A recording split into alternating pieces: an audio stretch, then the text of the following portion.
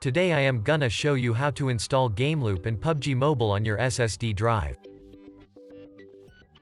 Go to this PC's properties and click on Device Manager. You need to disable your hard disk device.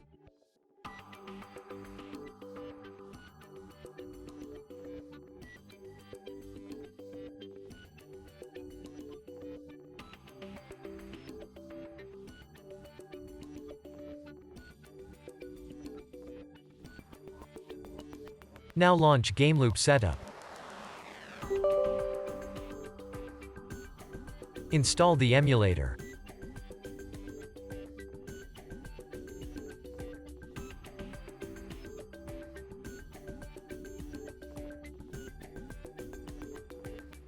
Find PUBG Mobile or whatever game you want to download and click on Download button.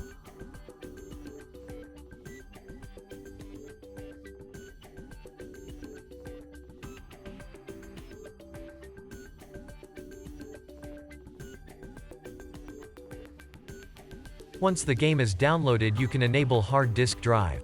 Go to Device Manager again. Find your hard disk. Right-click on that and click on Enable Device. Thanks for watching. Hope you liked the video.